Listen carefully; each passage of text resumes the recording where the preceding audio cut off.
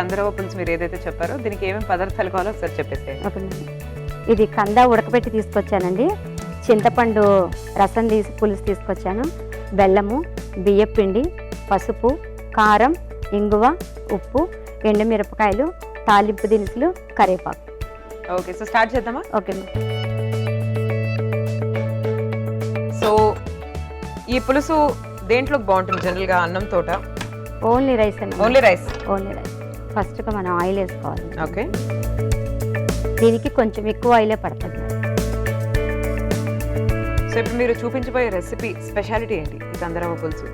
ఇందులో అన్నీ ఉంటాయండి. తీపి, పులుపు, ఉప్పు, కారం.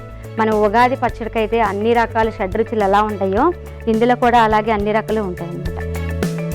సో మన టేస్ట్ బడ్స్ కి బాగా అనిపిస్తుంది హ్యాపీగా. అందరికీ ఇన్ని రుచులు, నచ్చండి. ఇన్ని ఫ్లేవర్స్ అన్ని ఒకేసారి తగులుతున్నది. చిన్నపిల్లలు కూడా జనరల్ గా ఈ కూర వద్దు ఆ కూర వద్దు అంటారు కదా, అవునవును. వాళ్ళకి ఈ కూరలో స్వీట్నెస్ కూడా తగులుతుంది కాబట్టి చక్కగా అన్నంలో కలిపేసి పెట్టేయచ్చు అనమాట. పెద్దవాళ్ళు కూడా షుగర్ ఉంది అనుకోకుండా, ఇప్పుడు తీపిలో పంచదార తినకూడదు అంటున్నారు. ఇది బెల్లం కాబట్టి షుగర్ ఉన్న వాళ్ళు కూడా ఈ కూర తినేసేయచ్చు.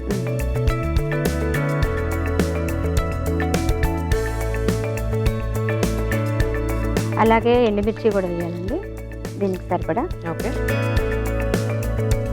ఇంగువ, తాలింపు ఏదేసినా అండి ఇంగువ లేకుండా తాలింపు అనేది వేయండి. స్మెల్ గురించా? స్మెల్, టేస్ట్ అన్నీ కూడా బాగుంటాయండి. అని కంపల్సరీగా అసలు రోజు కూడా ఇంగువ వాడతాం. అవునా?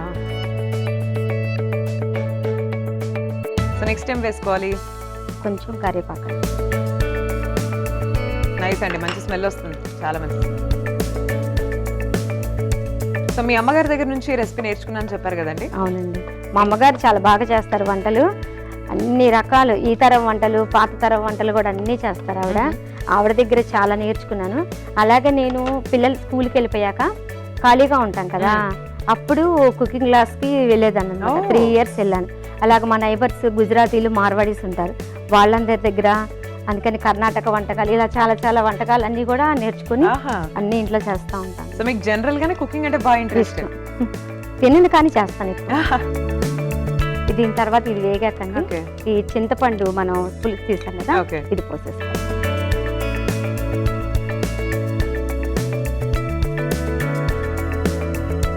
మా చిన్న బాబు వచ్చి కూడా హోటల్ మేనేజ్మెంట్.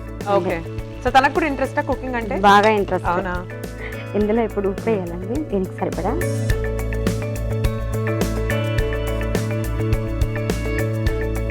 అలాగే కారం. ఓకే,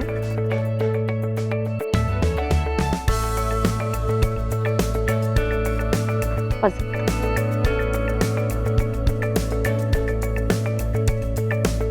ఈ బెల్లం కూడా వేసేయాలండి ఇందులో.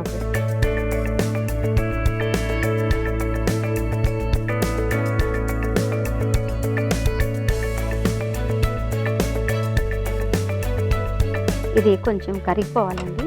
కరిగిపోయాక అప్పుడు ఈ ముక్కలు వేయాలన్నమాట. ఓకే, సో మీ అబ్బాయిలు ఫ్యూచర్లో మంచి షెఫ్స్ అయితే మీరు బాగా హ్యాపీయా?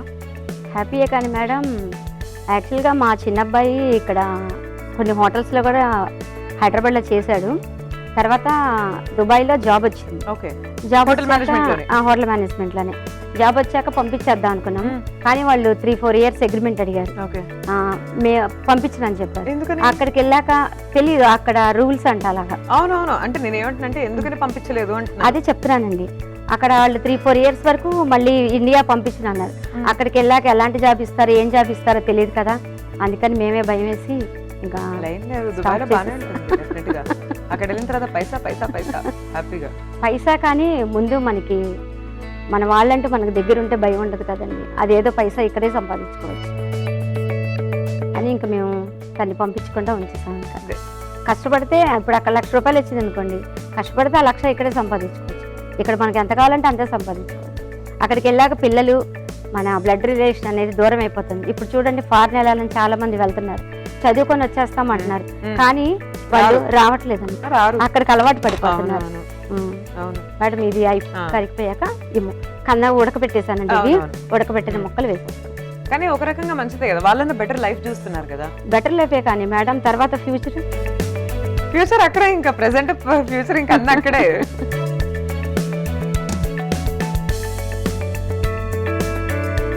సో ఇది రెడీ అయిపోయిందా?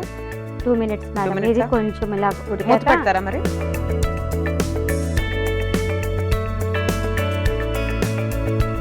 సో ఐ థింక్ చక్కగా స్పైసెస్ ఫ్లేవర్ అంతా కూడా పట్టి ఉంటుంది కంద అవునండి. ముక్కలకి.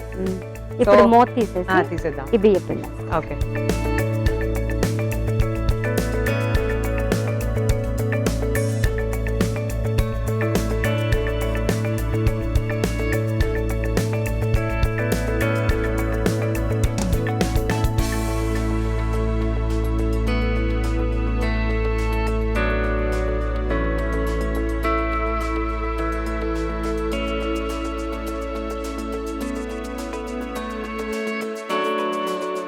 సో చక్కగా రైస్ లోకి ఇది కలుపుకొని తింటే చాలా బాగుంటుంది అనమాట.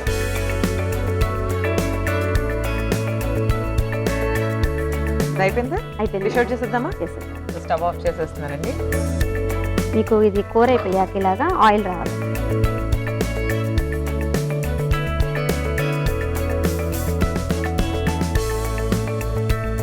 కందరవ పులుసు రెడీ మేడం. సూపర్ అండి. సో చూస్తున్నారు కదా, కందరవ పులుసు రెడీగా అయిపోయిందండి. చక్కగా వేడివేడి అన్నంలో కాసంత నెయ్యి కూడా వేసేసుకొని ఈ పులుసుతో తినేసేయండి. నాకు అలాగే తినాలంది, బట్ ఈ పులుసు మాత్రమే టేస్ట్ చేసి ఎలా ఉందో చెప్తాను. మీరైతే ఒకసారి తయారీ విధానాన్ని చూడండి. కందరవ్వ పులుసు తయారీ విధానానికి కావాల్సిన పదార్థాలు: పోపు దినుసులు, ఎండుమిరపకాయలు, ఇంగువ, కరివేపాకు, చింతపండు పులుసు, ఉప్పు, కారం, పసుపు, బెల్లం, ఉడకబెట్టిన కంద ముక్కలు. కందరవ్వ పులుసు తయారీ విధానం: ముందుగా స్టవ్ ఆన్ చేసి పాన్ పెట్టి నూనె వేసి అందులో పోపు దినుసులు, ఎండుమిరపకాయలు, ఇంగువ, కరివేపాకు, చింతపండు పులుసు, ఉప్పు, కారం, పసుపు, బెల్లం, ఉడకబెట్టిన కంద ముక్కలు వేసి బాగా ఉడికించి బియ్యపిండి వేసి ఇంకాసేపు బాగా మగ్గనిచ్చి దగ్గర పడేదాకా డిష్ అవుట్ చేసుకుని సర్వ్ చేసుకోవాలి. అంతే, కందరవ్వ పులుసు రెడీ.